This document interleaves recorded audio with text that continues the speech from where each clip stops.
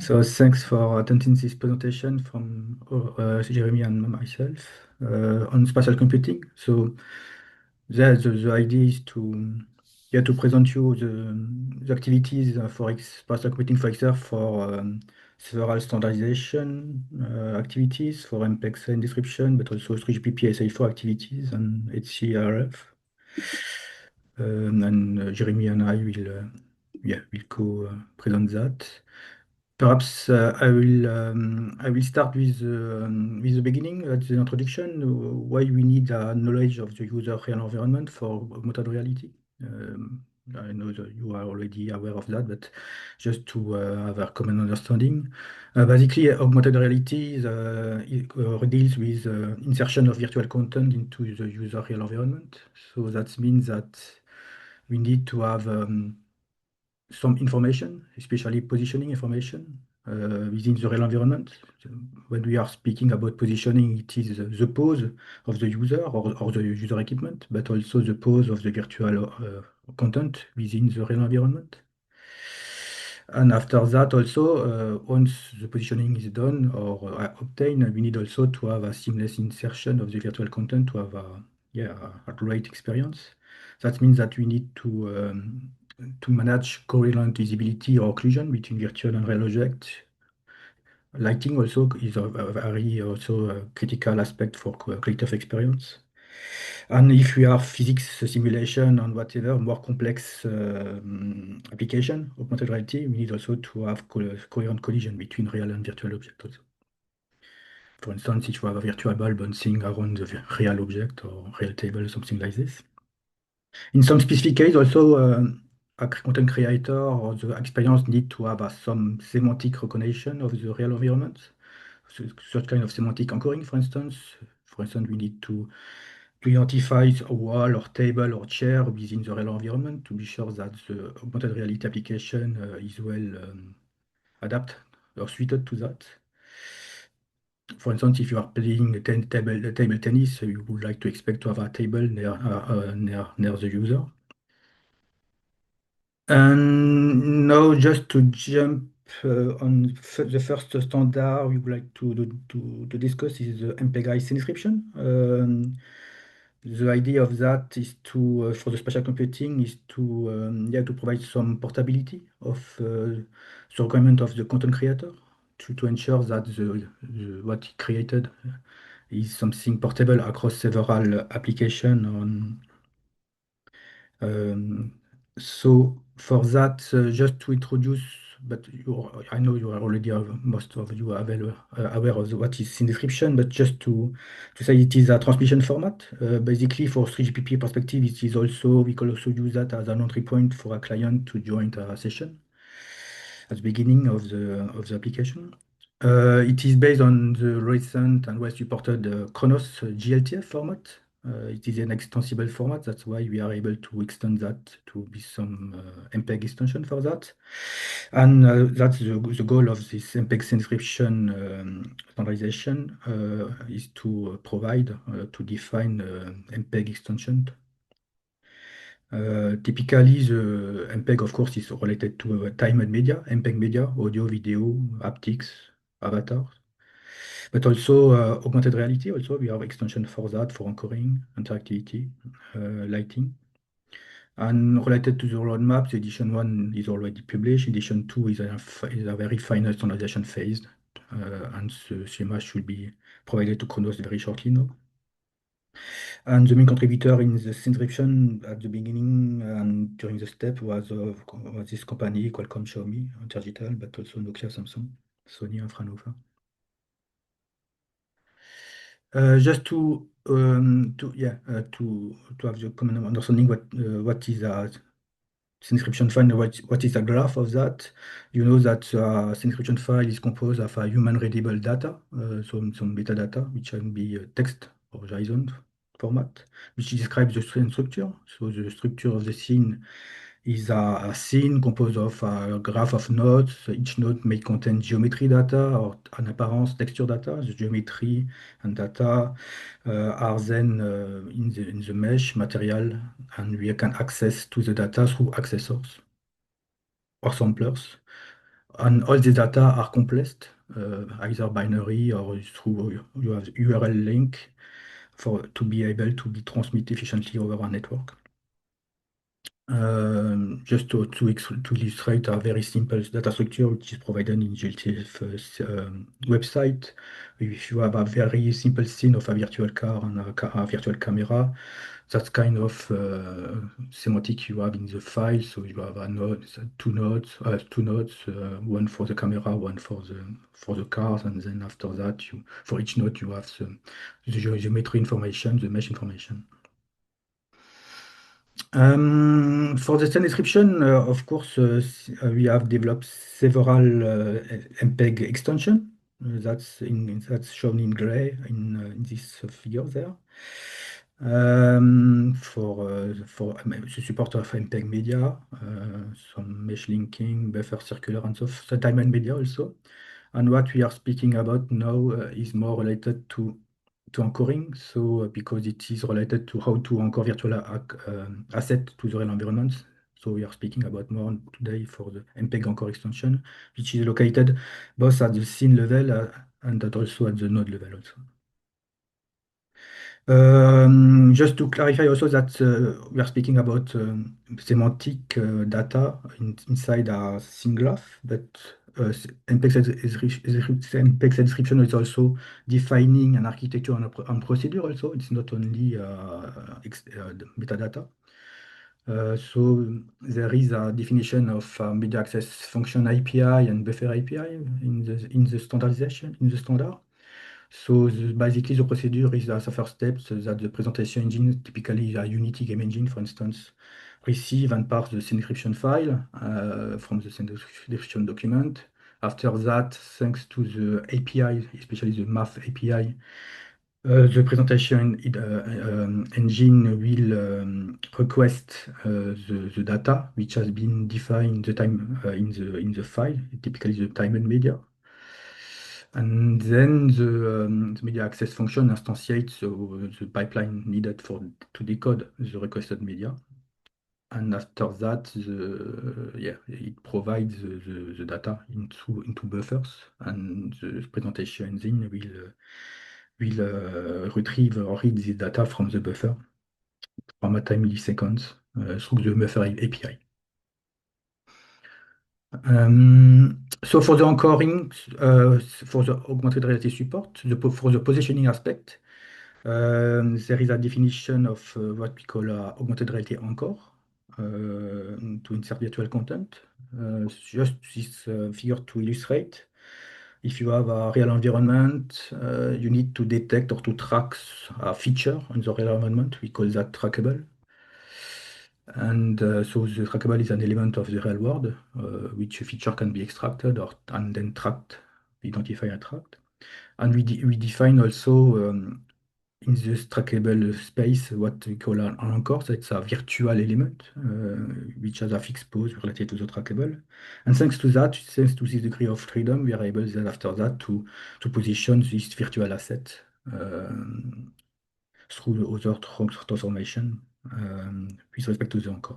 So with this semantic, we are able to very accurately position a virtual asset within the real environment. So the main several types of trackable are also standardized. A controller, that means what we call user input or hand detection, face detection, whatever. But also a plane detection, horizontal or vertical plane also. Markers, of course, images, 2D markers, fiducial marker, so on.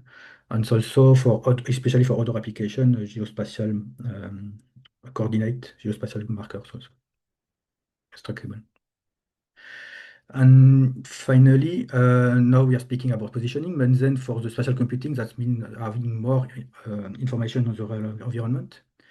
Why? Because a content creator, we explain that may define rich knowledge, additional knowledge around the user is required for the experience.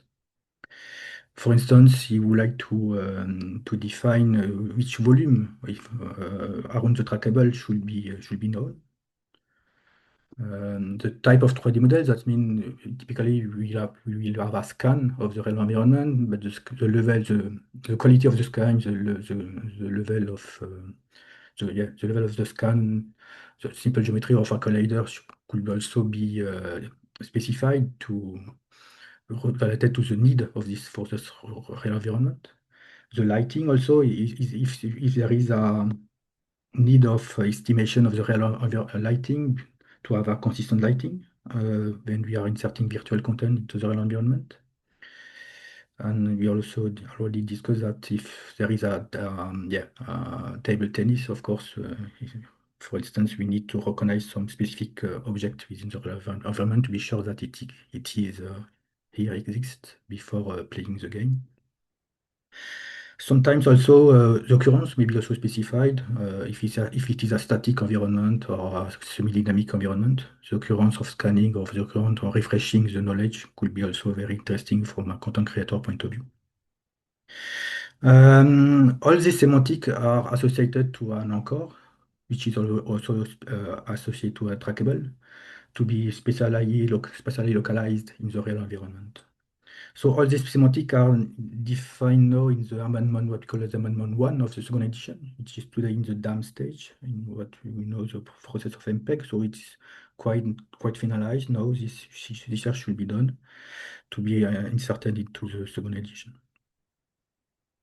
And I think that's all for MPEG point of view. For SA4, I'll just start the first slide, and after that, I'll take the floor to let the floor to Jérémy. For SA4, in spatial computing for augmented reality, typically two types of services may be considered. For instance, a producer service. So there is a content creator, a creation of a persistent real world representation, which requires some 3GPP feature for that.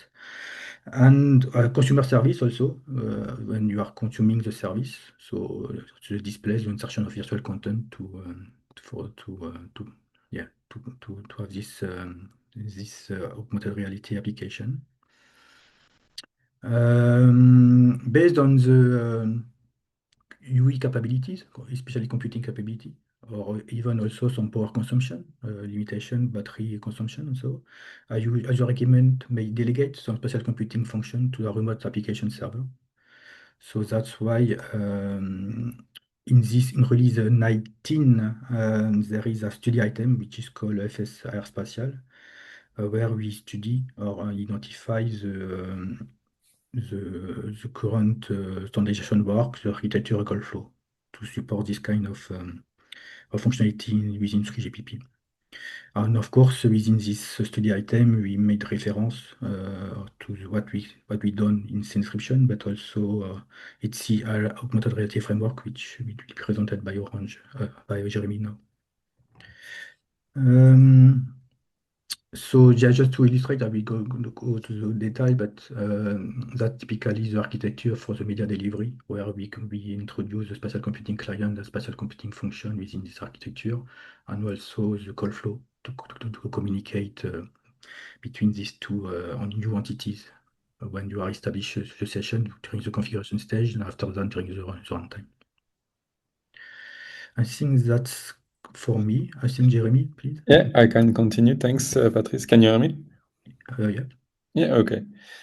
So the goal of the TR was also to list and detail a set of spatial computing function that can be used for AR and VR. So typically, this is the kind of function that can be hosted on a device or hosted remotely, for example, on the edge or on the cloud. And if we look into these different functions, we can, for example, first cite world tracking, which aim to determine the position in real time of the device. So basically, it will create a feature or spatial map of the real environment, typically using technologies such as simultaneous localization and mapping. And then we're also including relocalization. Here, it's kind of complementary to world tracking. Here, the goal is to estimate the pose of the user of his device according to a known real environment. For example, it can be determine the pose of the user in the building or determine the pose of the user based on a geodetic coordinate system. And so the goal is to, for example, to do it at initialization when the tracking is lost, or it can also be done regularly when the tracking the tracking is lost. And then regarding the link between the real and the virtual world, we're also including everything related to anchoring, where here the goal is to estimate the pose of a real-world element, that can be referred to as a trackable. So, for example, it can be an image marker, a CAD model, or it can also be what they call now a spatial anchor in systems such as ARKit and ARCore. If we go to next slide. And the tier also include some function dedicated to the consistency, to the understanding of the real world. So this first function is about 3D model reconstruction. So a lot of device today allows to create a 3D model of the real environment. So for example, it can be a mesh, it can be a point cloud, and this model can be used, for example, to manage occlusion between real and virtual elements, and it can also be used to perform some physical interaction between virtual and real objects. And then Patrice did also talk about this regarding MPEG, but it can also include light extraction, where here the goal is to estimate the different light sources of the real world, including estimating their pose and their properties such as direction, colors, and intensity. And here the goal is to have a coherent lighting between the virtual and the real elements. And last, the tier also mention everything related to segmentation and labeling. So for example, now that you have a 3D mesh of the real world, it can be interesting to understand to which element of this mesh correspond to which kind of element in the real world. So typically, what is a wall, what is a floor, what is a chair. So it will basically allow a 3D application to adapt according to the real world in order to provide a consistent application. So this is the example here of API that can do that. For example, you have room plan on Apple and the space setup on Meta headset. And last, the tier based on these different functions, the tier also include different use cases that illustrate how these different functions can be used.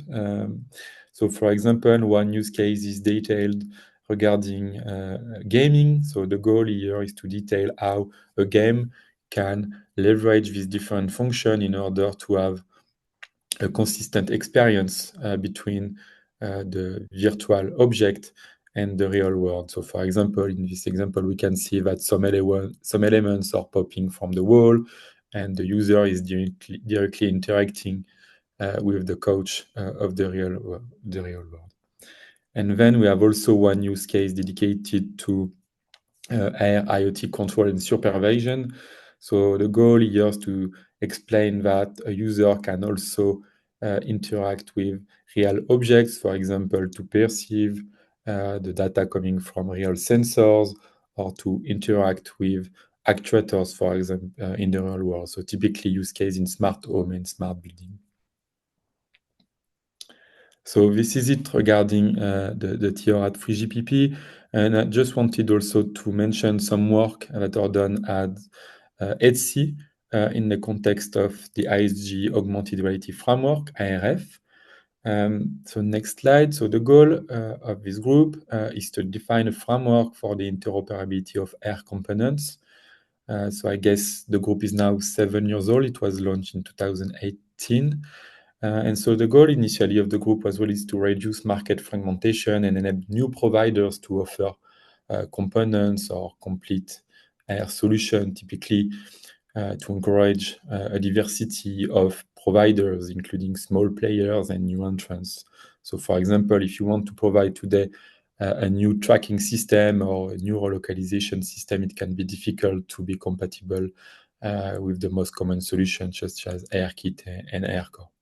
So that's why the group published a modular functional architecture with interoperability provided at the interfaces between different building blocks. So the group has mainly focused on these different interfaces between the main components of an AR system. So if you go to next slide, so it's now the architecture also include a set of function, but if you look into the detail, you can see some common one with the one that were mentioned in the context of FreeGPP regarding the analysis of the real world, regarding the authoring of 3D content, regarding interactivity at the cell management level, but also maybe something that can not really include in our work is about how to model the real world and how to store it, for example, on the cloud.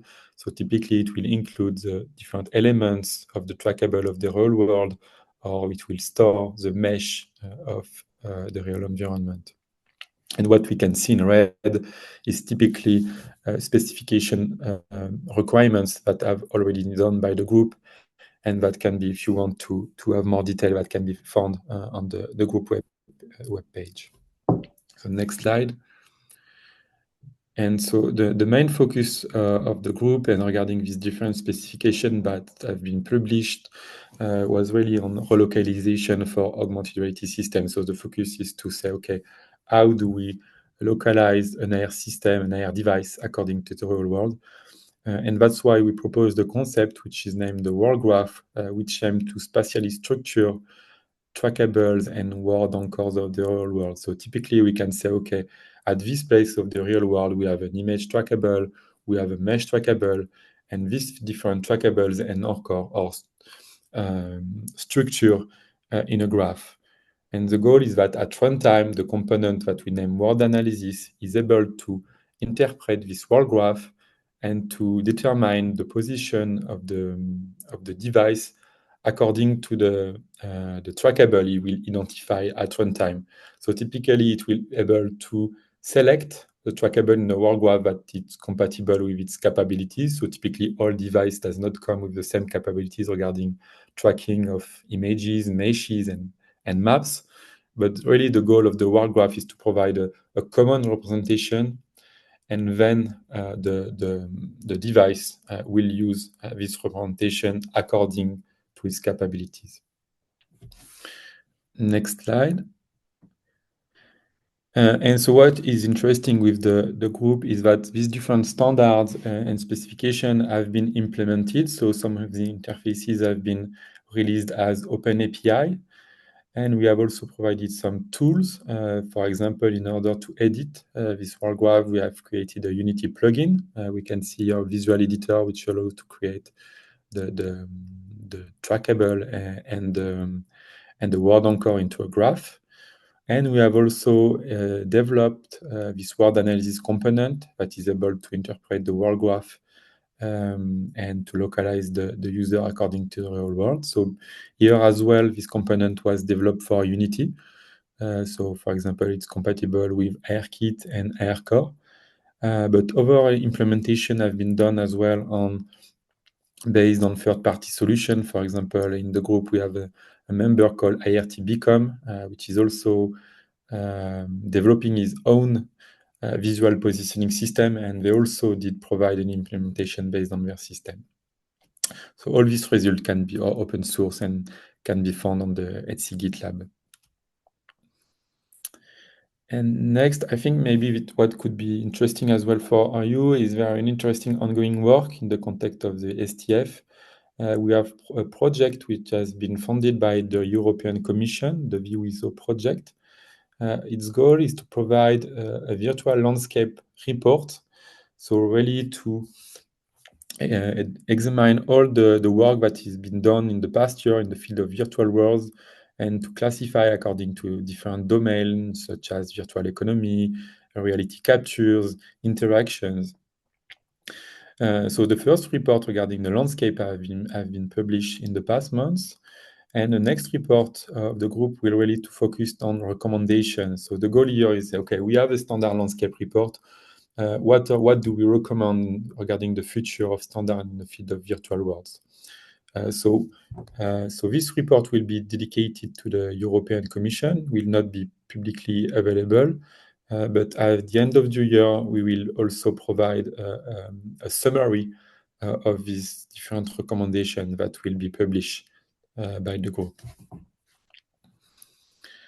Okay, so I guess we can conclude here.